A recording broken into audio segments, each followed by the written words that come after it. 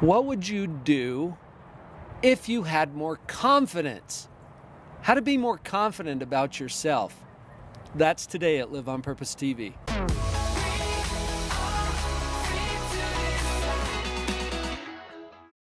Self-confidence, that's a tricky one. And do you know why it's tricky? Because we have destructive pride. Now, I refer to it that way, and that kind of tips people over sometimes, but check it out. We have some pride going on. First and foremost, we think of ourselves as a special case. I shared a story in my book, Pathological Positivity, about a time that was really, really difficult for me financially. And so grateful for the lessons that I learned during that difficult time of life. But I remember noticing something as I was just devastated in my self-confidence. Just to put some context around this, I had hit the lowest point financially that I had ever been in my entire life. I had never planned on being in this place. And as I was struggling through that time, I realized that I needed a little bit of help. In my book, I tell the story about driving up to Seattle, where we go every year. We take our family up to Seattle to visit Vicky's family, where she grew up. And as we're loading all the kids into the minivan and we're getting everything packed up to go, I grabbed an audiobook that a friend of mine had lent me. It was called The Richest Man in Babylon. And he lent it to me because he knew I was in this financial hard place. So as I'm listening to the book, the family gets in, they all fell asleep because it's like 4 o'clock in the morning and I'm the morning guy. So I take the first shift driving.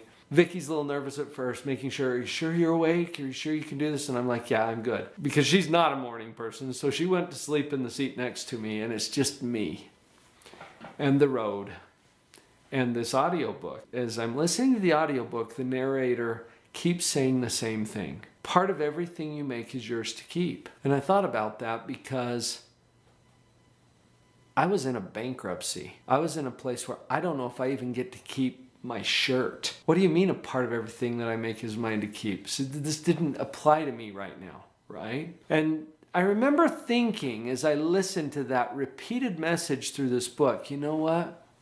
That is really good advice. And as soon as I'm doing a little better financially, I'm going to take that advice and start saving a part of everything that I make. Think about my thinking for a minute, you guys. How prideful is that? It's like I'm saying, oh, Mr. Wise Guru who's written this book, that's pretty good advice, but I'm going to follow my own advice on how to do better financially, and then I'll follow your sagely counsel and wisdom that you have a lot of reasons for knowing.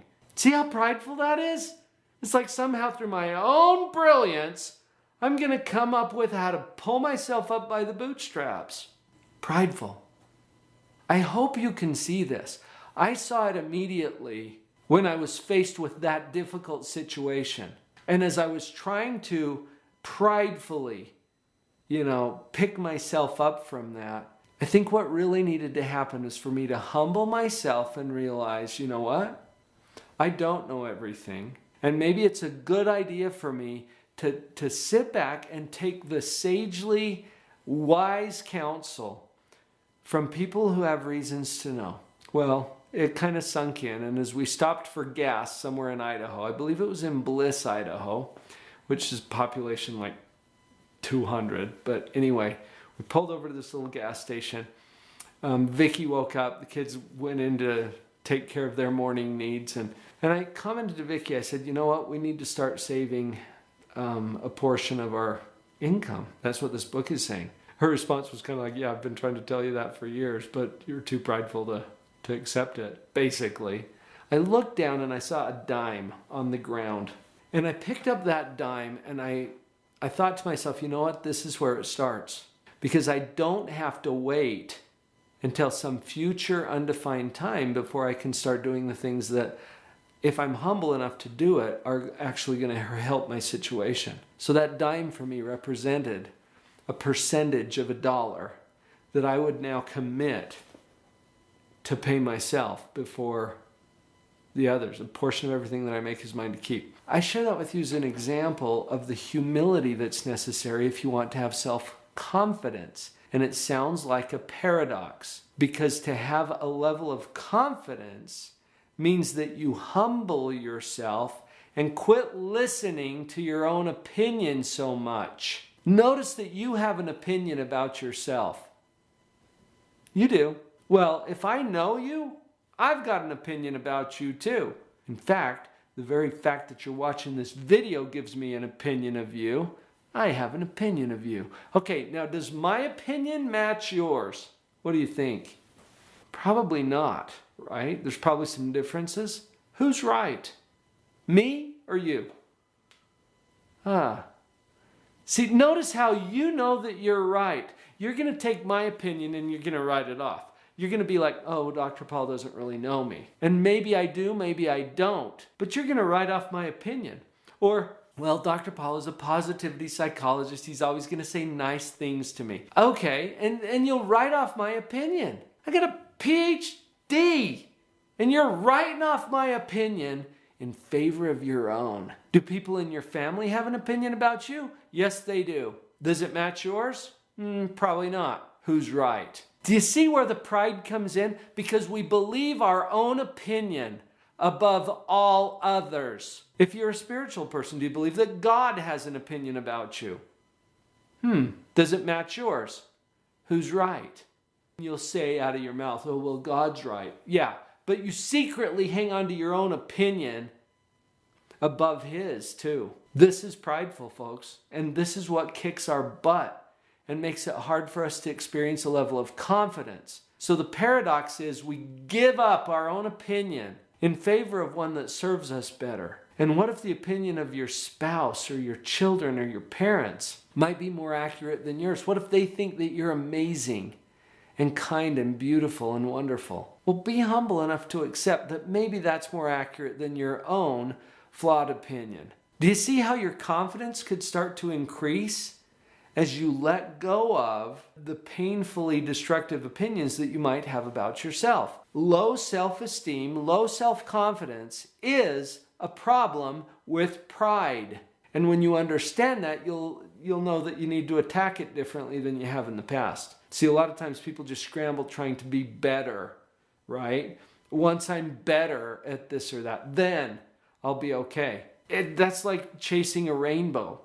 You're never going to catch it because it's not a real place. It's an illusion, okay? It's a concept. It's a construct. Take an inventory of just how you've been treating yourself. If I treated you the way that you treat you, would we still be friends? Something to think about. Here's the truth, okay? And just connect with this for a minute. You are great. Now, I'm not saying that in a trite, fluffy sort of a way. I believe that that is true because every human being on this planet has inherent value that is built in to your very essence, to the very core of who you are. Whether you see it or not is another question. I'm telling you the truth about this. You're doing okay. Now, referring back to an earlier model that I shared with you, you're constantly evaluating yourself. We're evaluating each other. We do it all the time. We can't turn it off. In the model of positivity, we are constantly evaluating, we're constantly creating. In our evaluation of ourselves, I just said a statement. You're doing okay. Now, you might argue with that, but really, how you're doing is right here in the middle, what it is. If you compare how you're doing to something better, you're going to feel worse about how you're doing. If you compare what you're doing to something worse, you're going to feel better. I'm just saying pick a position that serves you well. You're doing okay. How does that feel? In fact, try saying that. Yeah, I'm doing okay. Say it with some level of conviction. You might try this one. I'm right on schedule. Right on schedule. How does that feel? That is so awesome. That is amazing. I'm saying that it's true, and it's based on whatever evaluation you choose to have about yourself. You have 100% track record so far. Notice that you have already handled absolutely everything that has happened in your life so far. You may or may not be proud of how you've handled it, but you've handled it, haven't you? Isn't that awesome? One last truth. You have an abundance of support and opportunities and resources all around you. Everything that you need is right there. Consider an acorn for a minute. When an acorn falls from a great oak tree and lands on the ground, it has the potential of becoming a huge oak tree itself, right? Now, does the acorn have to scramble around trying to find leaf molecules and bark molecules and I got to build a tree? No, it just exists right there where it was planted, and everything that it needs is available in abundance right where it is. I'm thinking that's true of us too. We have an abundance. Everything that we need is immediately available to us. The solution to any problem that we have is no farther than a conversation away, because we are surrounded by brilliant people who can apply resources that we don't even have yet. Confidence? What if you tuned into some of those truths? How confident would you feel then about yourself? You've got this.